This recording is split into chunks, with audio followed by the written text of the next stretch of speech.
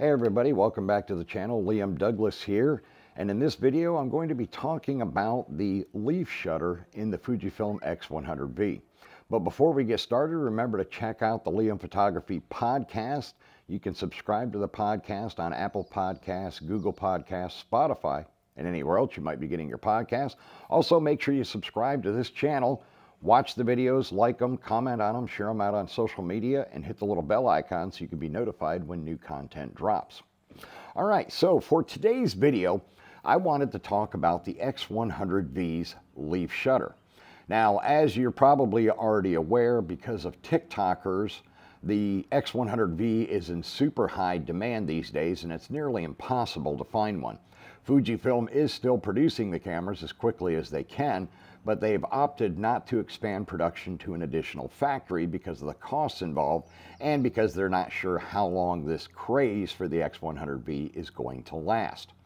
Now, one of the things I've been talking about in my videos about the X100V is the fact that more than likely the majority of your TikTokers that are buying this camera are buying it for the nostalgia, the cool classic look of a film camera. I've read article after article online about how Gen Z, they're all into film cameras now. They're into the early 2000s cameras that have lower resolution and all of that stuff. They're fixated on the earlier digital and the older film technology, and that's totally fine. And I don't want you to think, as I've said in previous videos about this camera, that I'm bashing any of those TikTokers that are using the X100V. It is a fabulous camera. However, being that none of those folks are actual professional photographers like I am, they get paid to do photography for a living, they don't use the X100V's full potential. And that's why one of the videos I put out a month or so ago on my TikTok, I was recommending that if you're interested in something similar to the X100V at a cheaper price point, you're better off getting something like the XE3 or the XE4. Those bodies are cheaper. If you put the 23mm f2 lens on them, you've got basically the same setup as the X100V without some of the extra functionality and features that are exclusive to that particular camera body. Now, in addition to that, if you get an XE3 or 4, you're getting an interchangeable lens camera. So you can use more than just the 23mm lens. So you get more flexibility that way. All right, so let's get into today's video. So, as I've mentioned before, the X100V has what's known as a leaf shutter. Now, I'm going to have some slides in this video that you can see for yourself, but the best way to think of a leaf shutter works in a similar fashion to the aperture diaphragm in a lens. So a leaf shutter opens by spinning open and shut. It has a bunch of blades and they go like this to open and close, and that is how the exposure is made. Now, unlike a standard focal plane shutter, which is what the majority of cameras have in them, a leaf shutter is built into the lens, not the camera body, which is one of the reasons why the X100V is such a small camera. The leaf shutter is inside the 23mm f2 lens, not inside the body.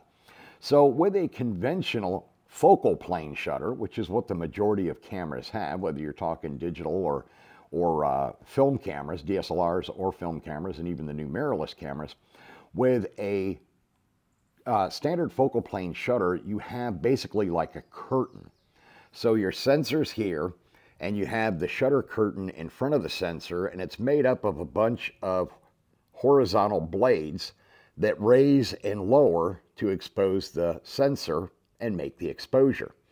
Now, on some of them, the shutter works in two pieces. So you have the first part raises up, does the exposure, then the second part comes up, and then the whole thing resets back down at the bottom. Now, the problem with that is, with a focal plane shutter, you're limited as far as your shutter speed when you're doing photography.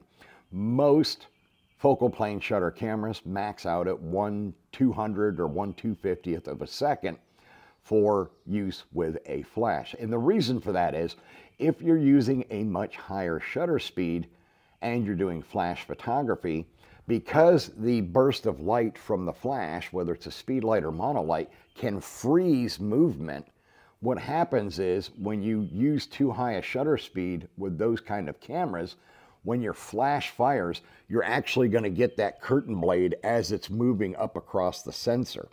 And you'll actually get black bars in your image. That is one of the reasons why you're limited on your shutter speed when you're doing flash photography. So what is a way you can get around this? Well, the X100V has the solution.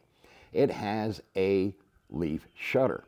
So with a leaf shutter, you can go up to as high as 1/4000th of a second and still use a flash without there being any problem. Because of the fact that the leaf shutter opens and closes this way, you don't have to worry about the black bars in your image when you use a higher shutter speed. So that is one of the huge advantages of the leaf shutter. Now, I'm going to give you a couple of sample images in this video that you can check out for yourself, and I'll show you exactly what the difference is between doing a high shutter speed shot with a leaf shutter and using a speed light. Now, you're probably wondering, well, why would I want to do that?